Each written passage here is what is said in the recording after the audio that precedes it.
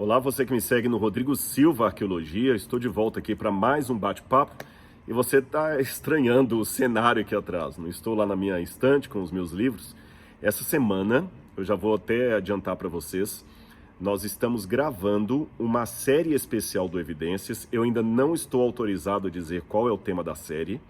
Nós iríamos gravar fora do Brasil, mas devido a todo o problema de pandemia, esta viagem foi adiada, não cancelada, foi adiada. E nós então fizemos um estúdio aqui no NASP mesmo, e eu estou gravando essa semana essa série especial. Nós estamos gravando até 11 horas da noite. Eu espero que quando ela for ao ar, vocês gostem. E, por favor, orem pelo Ministério do Evidências, por todos os envolvidos. A gente faz isso com muito carinho para todos vocês. E é para honra e glória de Deus, acima de tudo. Mas eu não podia deixar de alimentar semanalmente a página do Rodrigo Silva Arqueologia e deixar uma mensagem aqui para vocês. Então, aqui no break de uma gravação e outra, eu resolvi falar de uma mensagem que Deus colocou no meu coração, mas eu não posso também deixar de fazer aquele pedido rotineiro. Todo vídeo temos que fazer, o YouTube assim demanda. Se você gostar desse vídeo, dê o seu like, não esqueça de se inscrever no canal, divulgar para os seus amigos e partilhar não a minha palavra, mas é a palavra de Deus. Eu queria falar com vocês um pouco sobre uma questão que tem mexido comigo ultimamente. Eu vou colocá-la até de maneira um tanto codificada. Cuidado com aquilo que você deseja, porque você pode receber. O que eu quero dizer com isso? Bem, vocês já ouviram falar num livrinho? Eu já vi esse livrinho em várias bancas de jornal, às vezes em aeroporto a gente encontra. Respostas cretinas para perguntas imbecis. O título do livro é esse mesmo. Como é que é? Respostas cretinas para perguntas imbecis. É um livro desses de comédia. Eu nunca comprei, não gastei dinheiro com isso. Mas eu confesso que a curiosidade, eu folhei alguns. Tem alguns livros ali que às vezes a gente folheia enquanto está esperando um avião, ou mesmo no rodoviário, quando está esperando um ônibus. A gente não anda só de avião. E nesse livro ele traz aquelas perguntas assim: ô mãe, você já chegou? Não, tô lá ainda. Você compreende?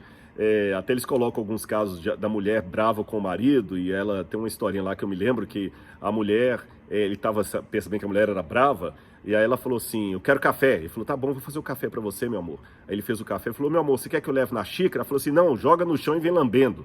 Então, quer dizer, são respostas cretinas para perguntas imbecis. E todos nós, às vezes, fazemos perguntas imbecis, perguntas que não há necessidade de serem feitas. Todos nós, inclusive esse que vos fala.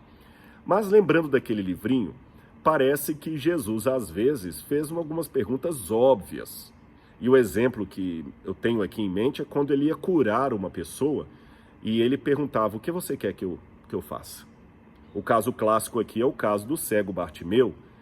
O cego, quando ouviu falar que Jesus estava passando ali em Jericó, ele veio gritando: Jesus, filho de Davi, tem misericórdia de mim, tem misericórdia de mim. E Jesus falou: o que você quer que eu faça? Que pergunta óbvia. Ele era cego. Jesus tinha a fama de multiplicar pães, de ressuscitar mortos, de curar enfermos, de expulsar demônios, curar o coxo. Jesus era um homem que fazia milagres. Ele era cego. E Jesus pergunta: o que você quer que eu faça a você? Parece uma daquelas perguntas óbvias demais. Porém, eu jamais teria coragem de classificar Jesus como sendo alguém que faz uma pergunta imbecil. Não parece ser o caso. Jesus não se encaixaria nos exemplos desse livro que eu falei, comprado em aeroporto. Se Jesus fez uma pergunta tão óbvia, havia um motivo por detrás dessa pergunta. E isso me inquietou por alguma época. Eu perguntei: então por que Jesus fez uma pergunta tão óbvia? Jesus era Deus, mesmo em forma humana, ele tinha as revelações do Pai, ainda que ele não usasse a onisciência dele enquanto esteve aqui na Terra, porque, por exemplo, ele falou que com relação à volta dele, nem o Filho sabia, nem os anjos, senão somente o Pai. Contudo, ele tinha coisas que o Pai revelava para ele. Então por que Jesus fez uma pergunta desse tipo? Uma pergunta tão simples. Ah, você já está aqui? Não, ainda estou lá. O que você quer que eu faça com você? Parece até brincadeira, parece rasgar dinheiro na frente de pobre. Bom, vamos estudar a história em alguns dos relatos ali. Ela é repetida no texto de Lucas, ela é repetida no texto de Marcos. Eu vou ler o texto de Mateus. Mateus capítulo 20, versículo 29 em diante, diz assim: Saindo ele de Jericó, uma grande multidão o seguia Jesus. E eis que 2 cegos, sentados à beira do caminho, ouvindo dizer que Jesus passava, começaram a gritar: Jesus, filho de Davi, tenha compaixão de nós. Aparentemente tem uma contradição aqui, porque no outro evangelho sinótico diz que Jesus estava entrando em Jericó. Aqui diz que Jesus estava saindo de Jericó. Nos outros relatos dizem que havia apenas um cego, aqui que são 2. Lá fala de um, que o nome até era Bartimeu. Seria uma contradição da Bíblia? Jesus estava entrando ou saindo de Jericó? Vamos começar por essa questão geográfica. As escavações arqueológicas da Jericó, não da Jericó do tempo de Josué, essa fica em Tal al-Sultan, ali em Jericó, mesmo na Jericó atual. Eu estou falando da Jericó da época de Herodes, da época do Novo Testamento, que é afastada. Esta escavação arqueológica demonstra que a Jericó da época do Novo Testamento, ela tinha 2 tipos de portas, assim, quase que uma sobre a outra, de forma que se você estiver saindo da cidade, dependendo de onde você está saindo de uma porta e entrando na outra. Compreende? Jesus poderia estar vindo e ele sai de uma porta, porque as 2 portas davam uma ideia geográfica de entrada e saída. Então você podia ao mesmo tempo estar saindo de uma porta e entrando noutra. Alguns comentaristas pensam que pode ser esta a explicação do texto.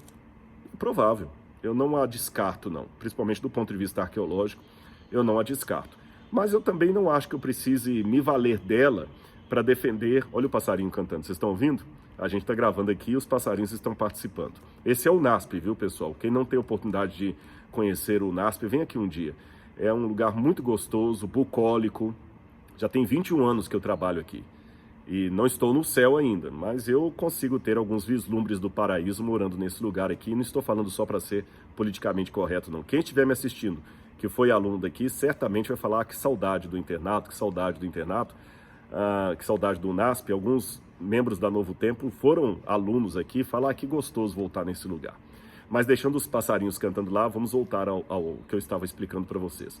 Eu, particularmente, não creio que eu precise me valer sempre de algum artifício literário para explicar as pequenas contradições da Bíblia. Eu posso apenas admitir que houve, de fato, alguma contradição humana que em nada desautoriza o texto sagrado. Se Jesus estava entrando ou saindo da cidade, o que importa é que ele estava ali e fez o milagre. Você sabe que as pessoas especialistas na área do direito, especialmente o direito de debate mesmo, de tribunal, aquele direito forense, eles já têm constatado que 2 pessoas, quando vão testemunhar um fato, para que o depoimento delas seja espontâneo, autêntico e verdadeiro, eles têm que conter pequenas contradições. Há desembargadores que dizem isso. Quando você pega 2 testemunhas falando a mesma coisa de A a Z, sem errar numa vírgula, sem se contradizer numa vírgula, você pode dizer que aquelas testemunhas foram orientadas, foram compradas ou decoraram o script para poder falar. Porque quando a coisa é espontânea e legítima, há pequenas contradições, inevitavelmente, contradições de ordem subjetiva. Por exemplo, para mim, o que pode parecer uma velocidade normal, para o outro pode dizer que o sujeito estava a alta velocidade. Percebem? Eu, de repente, posso visitar uma casa que eu acho confortável e alguém falar que era uma mansão esplendorosa. Esses erros de subjetividade acontecem, até mesmo somos traídos, às vezes, pelos nossos sentidos. Eu posso, por confusão, pensar que a moça que me atendeu ali no cartório estava vestindo uma blusa vermelha, quando na verdade ela não estava com uma blusa vermelha. Esse tipo de coisa acontece. Agora, é lógico que existem pontos centrais num depoimento que a estes não cabe contradição. Nos pontos centrais, os evangelistas são harmônicos uns com os outros, mas nos pontos periféricos existe uma certa subjetividade que um acaba, de certa forma, contradizendo o outro. E qual a vantagem disto para mim hoje? Bom, pegando o que dizem os especialistas em direito, é a forma que eu tenho de dizer academicamente que o depoimento da Bíblia é um depoimento honesto, legítimo, espontâneo e histórico. Não foi algo inventado, não foi algo costurado. E em segundo lugar, também eu posso usar esse argumento para provar que o texto bíblico, ao contrário do que alguns supõem por aí, ele não foi alterado ao longo dos anos. Se a igreja tivesse editado o texto para satisfazer a sua própria teologia, como muitos dizem por aí, estas pequenas contradições teriam desaparecido. Algum escriba, editor, já teria corrigido isso aqui e eu não teria essa contradição hoje para mostrar a você. O próprio fato de ter essas pequenas incongruências, que, repito, não afetam em nada o centro da doutrina revelado por Deus, essas pequenas incongruências mostram que o texto não foi alterado ao longo dos séculos, nem para ser corrigido, editado ou harmonizado. Em outras palavras, eu posso tomar a Bíblia em mãos e dizer duas coisas. Eu tenho aqui um texto preservado e eu tenho um depoimento espontâneo, autêntico e histórico. E não alguma coisa arranjada por uma comissão para fazer algo bonitinho ali apenas para inglês ver. Tá certo? Agora, com relação ao número de pessoas que Jesus curou, eram 2 ou era 1? Tudo bem, Rodrigo, eu posso até aceitar que ele estava entrando ou saindo de Jericó. Agora, errar o número de cegos aí é demais, não é? Não. Eu vou explicar a você como é que funciona o processo. No nosso tempo, nós temos algo que chama pesquisa estatística, correto? E quando tem a estatística, eles não pegam a população brasileira como um todo, é impossível 200 milhões de pessoas fazerem parte da pesquisa, é impossível. Então o que eles fazem? Eles pegam por amostragem. E quando tem, por exemplo, as eleições, eles dizem assim, olha, se as eleições fossem hoje, fulano de tal ganharia com 34,2% dos votos. Fulano ficaria em segundo lugar com 25 ponto tantos por cento dos votos. Tantos por cento voltariam em branco. A margem de erro seria de 2 pontos percentuais para mais ou para menos. Quando eles falam isso, se a eleição fosse hoje, fulano ganharia com 34% dos votos, eles não perguntaram toda a população do Brasil para saber que 34% responderiam aquilo. Eles perguntaram apenas para uma parte. Mas, na hora de dar a entrevista, acabam fazendo que aquela parte represente o todo, mesmo que o todo não esteja contemplado naquela pesquisa. Compreendeu o processo? Na época de Jesus também era isto. Muitas vezes pegavam a parte pelo todo. E havia situações em que os adultos e as mulheres, os homens e as mulheres eram contadas, e havia outras situações em que as mulheres não eram contadas. Antes que alguém fale, tá vendo, sociedade patriarcal, machista, pode ser. Como na nossa gramática também, que privilegiou demais o lado masculino da coisa. Às vezes a gente fala o seguinte, nossa, foi tão bom ir à igreja e ver todos os irmãos ali. Tá, mas não havia só homens. Mas como eu falo todos os irmãos, estou incluindo as mulheres. Hoje, por uma força do politicamente correto, o mais preciso, o mais inclusivo, o mais de bom tom está sendo modificar a sentença usual até poucos anos atrás e dizer, ali estavam todos os irmãos e irmãs. Eu me lembro que uma vez eu fui pregar nos Estados Unidos e eu dei minto, isso não foi na pregação, foi numa palestra que eu dei. E quando eu dei a palestra, eu sempre peço a algum nativo da língua que observe a minha fala para ver os meus erros de pronúncia, de concordância, etc. Afinal de contas, não é a minha língua mãe. E uma senhora chegou para mim e falou o seguinte, eu quero lhe corrigir de uma coisa. Não diga mais Brethren quando você se dirigir às pessoas na igreja. Eu falei, não diga mais, que é errado. Brethren é uma palavra muito usada em inglês para irmãos, de maneira geral.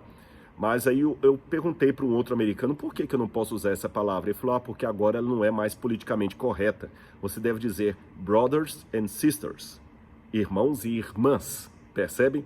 Então hoje nós temos uma linguagem muito mais inclusiva, onde nós somos quase obrigados a falar boa noite a todos e a todas. No passado eu só dizia boa noite a todos e as mulheres estavam incluídas, mesmo que não referidas. Nos tempos bíblicos eles não tinham essa força do politicamente correto que nós temos hoje.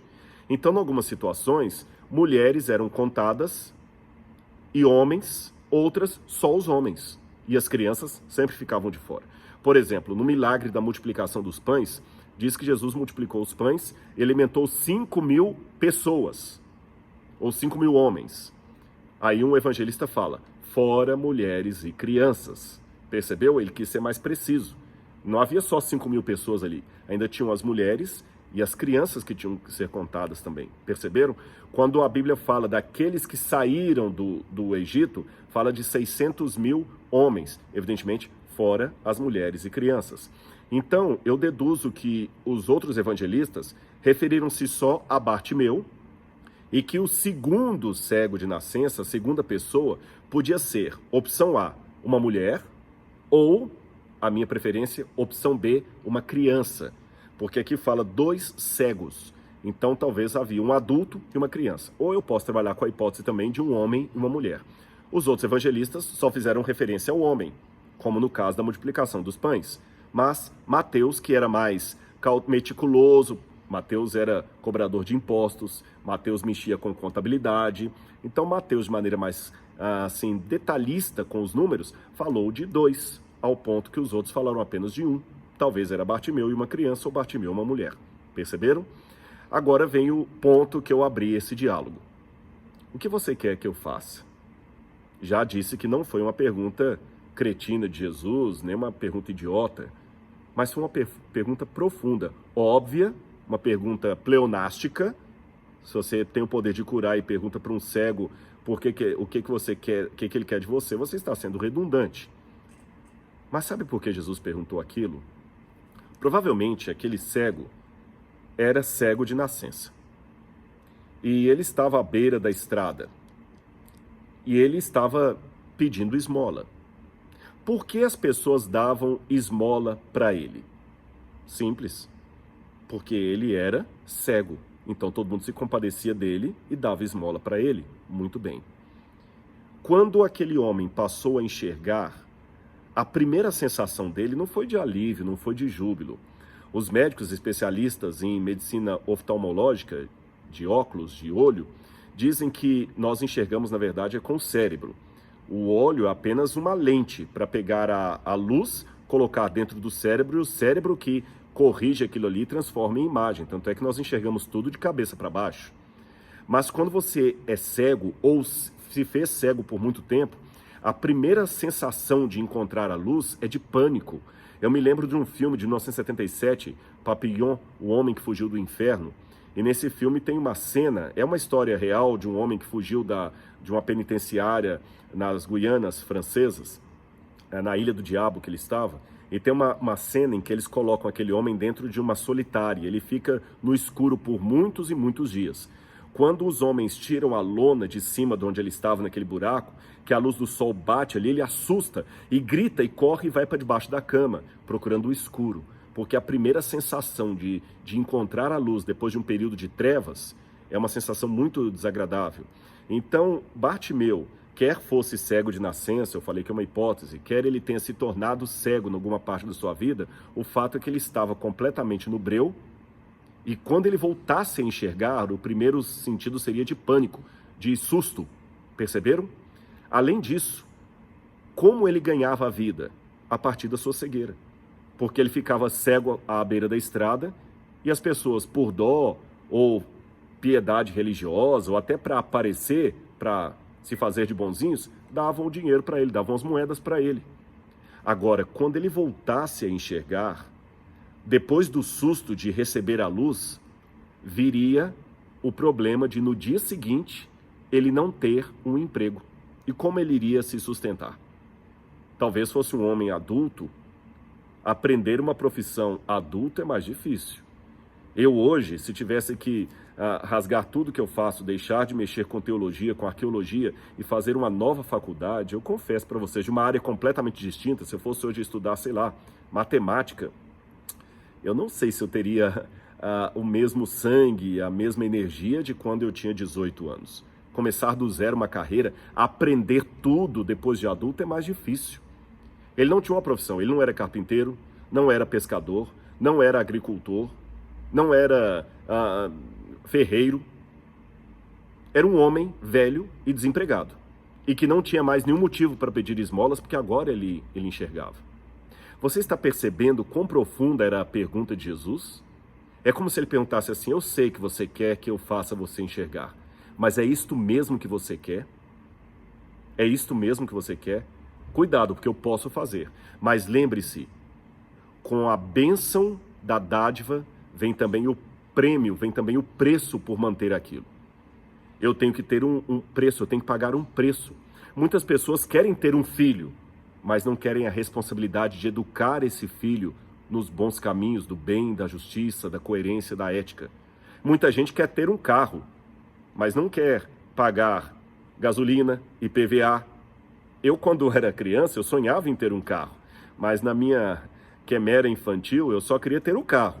Eu não queria ter o desastre de não achar vaga para estacionar, eu não queria ter o problema de ter que ficar sempre mandando lavar, eu não queria ter o problema de trocar o óleo, de pagar o bendito do IPVA todo ano, eu não queria ter o risco de atropelar alguém.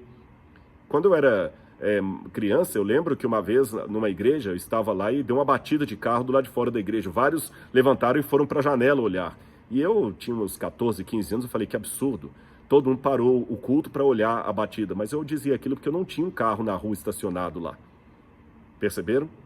A gente quer o carro, mas não quer pagar o IPVA, nem o seguro obrigatório, nem o posto de gasolina. Queremos dançar, mas não queremos pagar a orquestra.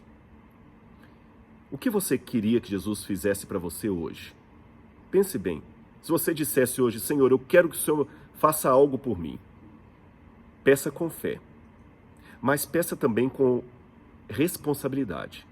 Porque Jesus pode dar aquilo que você está pedindo.